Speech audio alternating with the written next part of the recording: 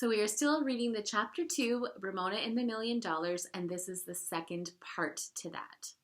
So we ended with this. She was sure of it when Howie said, "Ramona, you were very polite to Mrs. Rogers." Howie, a serious thinker, was usually right. Suddenly, Ramona was no longer an adorable little fluffy-haired girl on television. She was plain old Ramona, a second grader whose own red tights bagged at the knees and wrinkled at the ankles. This wasn't the way things were supposed to turn out. On television, grown-ups always smiled at everything children said. During recess, Ramona went to the girls' bathroom and rolled her tights up at the waist to stretch them at the knee and the ankle. Mrs. Rogers probably did the same thing to her pantyhose because after recess her ankles were smooth. Ramona felt better. And that afternoon, when the lower grades had been dismissed from their classrooms, Ramona found her father, along with Davy's mother, waiting outside the door of room 2 for their conferences with Mrs. Rogers. Davy's mother's appointment was first, so Mr. Quimby sat down on a chair outside the door with a folder of Ramona's schoolwork to go over. Davy stood close to the door, hoping to hear what his teacher was trying to say about him. Everybody in room 2 was anxious to learn what the teacher said. Do you ever wonder what your parents and I talk about when we have our meetings together? It's usually good stuff, I promise. Mr. Quimby opened Ramona's folder. "Run along and play in the playground until I'm through," he told his daughter. "Promise you'll tell me what Mrs. Rogers says about me," said Ramona. Mr. Quimby understood. He smiled and gave a promise. Outside, the playground was chilly and damp. The only children who lingered were those whose parents had conferences, and they were more interested in what was going on inside the building than outside. Bored, Ramona looked for something to do, and because she could find nothing better, she followed a traffic boy across the street. On the opposite side, near the market that had been built when she was in kindergarten, she decided she had time to explore. In a weedy space at the side of the market building, she discovered several burdock plants that bore a prickly crop of brown burrs, each covered with sharp little hooks. Boys and girls, do you know what a burr is? Have you ever walked in the woods and maybe a burr gets stuck to you? Or maybe one of your pets? Ramona saw at once that burrs had all sorts of interesting possibilities. She picked up 2 and she stuck them together. She added another and another. Hey, these are better than Tinker Toys. She would have to tell Howie all about them. When she had a string of burrs, each clinging to the next, she bent it into a circle, and then she stuck the ends together.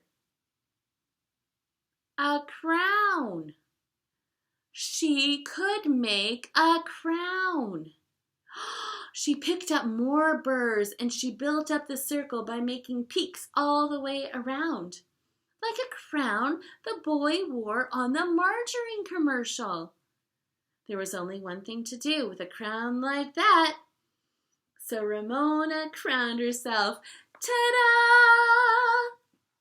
Just like the boy on the commercial.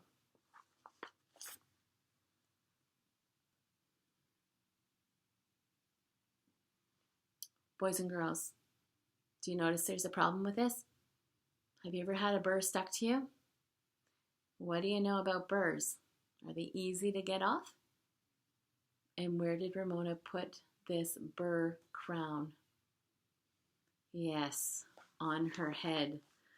Uh-oh. Prickly though it was, Ramona enjoyed wearing her crown. She practiced looking surprised, just like the boy on the commercial. She pretended she was rich and famous and about to meet her father, who would be driving a big shiny car bought with the $1 million that she had earned for him. The traffic boys had gone off duty. Ramona remembered to look both ways before she crossed the street, And as she crossed, she pretended people were saying, "Oh, there goes that rich girl. She earned $1 million eating margarine on TV with her crown." Mr. Quimby was standing on the playground looking for Ramona. Forgetting all she had been pretending, Ramona ran over to him. "What did Mrs. Rogers say about me?" she asked. That's some crown you've got there," Mr. Quimby remarked.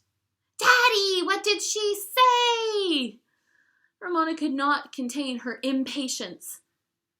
Mr. Quimby grinned. "She said you were impatient." Oh, that. People were always telling Ramona not to be so impatient. "What else?" asked Ramona as she and her father walked towards home. "You're a good reader, but you're very careless with your spelling." Ramona knew this. Unlike Beezus, who was an excellent speller, Ramona could not believe spelling was important. As long as people could understand what she meant, who cared? "What else?" She said, "You draw unusually well for a second grader, and your printing is best in the class." "What else?" Mr. Quimby raised an eyebrow, and as he looked down at Ramona, she said, "You were inclined to show off, and sometimes you forget your manners." Ramona was indignant at this criticism. "I do not. She's making it up." Then she remembered what she had said about the teacher's pantyhose, and then she felt subdued. She hoped her teacher had not repeated her remark to her father. "I remember my manners most of the time," said Ramona, wondering what her teacher had meant by showing off. Being first to raise her hand when she had the answer? "Oh, of course you do," agreed Mr. Quimby. "After all, you are my daughter. Now tell me, how are you going to get that crown off?" Using both hands, Ramona tried to lift the crown, but only succeeded in pulling her hair. The tiny hooks clung fast. Ramona tugged. "Ow!" she cried. "That hurt!" She looked helplessly up at her father. Mr. Quimby appeared amused. "Who do you think you are, a queen?" Ramona pretended to ignore her father's question. How silly to act like someone on TV when she was a plain old second grader whose tights bagged at the knees again. She hoped her father would not guess. He might. He was good at guessing. By then, Ramona and her father were home. As Mr. Quimby unlocked the front door, he said, "We'll have to see what we can do about getting you uncrowned before your mother gets home. Any ideas?" What would you do if you had burrs stuck in your hair? Ramona had no answer, although she was eager to part with the crown before her father guessed what she had been doing. In the kitchen, Mr. Quimby picked off the top of the crown. The part that did not touch Ramona's hair, that was easy. Now came the hard part. "Ow!" said Ramona when her father tried to lift the crown. "That won't work," said her father. "Let's try one burr at a time."